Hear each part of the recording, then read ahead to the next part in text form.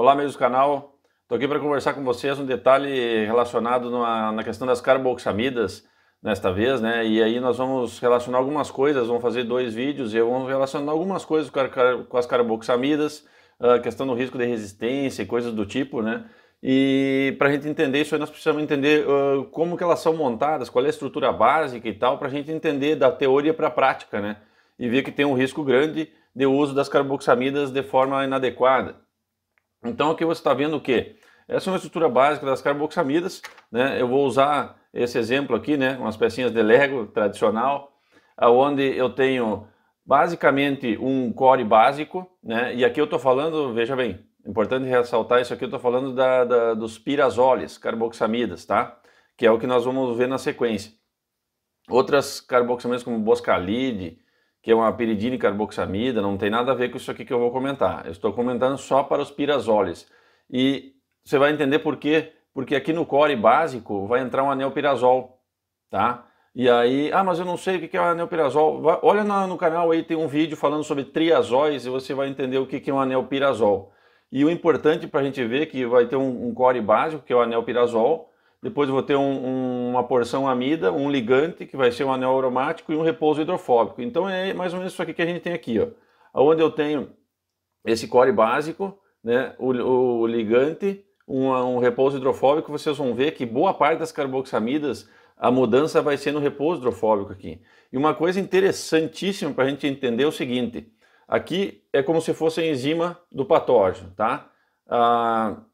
O complexo 2 lá da mitocôndria, né, onde essa enzima, a SDH na verdade, vai receber essa carboxamida, esse pirazole carboxamida, e ela vai ter uma ligação lá na proteína, que é uma proteína ancorada, lá mais ou menos entre a subunidade C e a subunidade D, e dessa proteína. E aí vai acontecer o quê? Vai acontecer a ligação do fungicida nesse cenário. Então veja bem, é como se fosse uma chave numa fechadura, né? Mas quem é que penetra, quem é que é a chave que vai fazer a ligação nessa enzima é justamente o core básico, né? Que é um anelpirazol que é semelhante para todas as carboxamidas. E aí nesse cenário o que nós vamos ter? Se a gente olhar, isso aqui é uma figura do FRAC que eu coletei lá, vocês podem observar.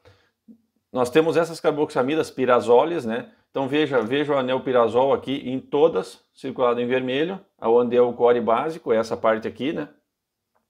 Depois eu vou ter o quê?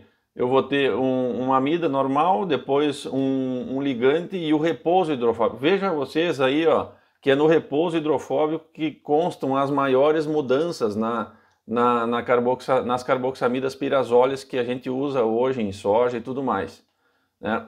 Então aqui eu vou separar as que ainda não estão no mercado, né? Estou falando de soja especificamente. E aqui nós temos o fluxaperoxide, o bixafen, o benzovidiflupir. E aqui depois nós iremos falar em outro vídeo sobre o fluindapir e o impirfluxan, que são as carboxamidas que vão entrar em sequência no uso em soja, né? E aí nós temos uma diferença assim que não é grande. Lembre, quem penetra a chave, né? Quem penetra no sítio de ligação lá na subunidade, entre a subunidade C e D, no sítio alvo, que vai ser na SDH, no complexo 2, quem entra lá é essa parte que é o anelpirazole. Porém, o que acontece? Eu vou fazer um exemplo dessa carboxamida. Se eu fizer essa simulação aqui, ó, eu posso estar simulando um fluxaperoxide. Veja que a mudança é só no repouso hidrofóbico, não há mudança na chave de penetração, né? Se eu colocar uma outra estrutura aqui, eu vou para o benzovidiflupir, de novo, eu não estou alterando, né, o core básico. E se eu fizer uma outra modificação, eu vou ir para quem? Eu vou ir para o bixafen. Então, o que eu quero deixar claro aqui nessa simulação, nesses exemplos, é que as mudanças nas carboxamidas que a gente tem hoje, de princípios ativos desses pirazoles, é uma mudança numa região que não é uma região principal de ligação dentro do sítio-alvo. E aí, qual é a importância para a gente entender? É a importância do risco da resistência cruzada. O próprio FRAC já comenta que o risco de resistência dos fungos a carboxamidas é médio a alto, Ou seja, se você seguir utilizando muito essas carboxamidas em aplicações tardias, em cima de doenças, muita sequencial sem usar multissítio, nós vamos perder tudo isso daí. Por quê? Porque as carboxamidas, o risco de resistência cruzada é grande. Se parar de funcionar para um patógeno, uma carboxamida, a outra pode parar de funcionar porque daí o sítio-alvo aconteceu algum tipo de seleção e aqueles indivíduos não são mais atuantes ali.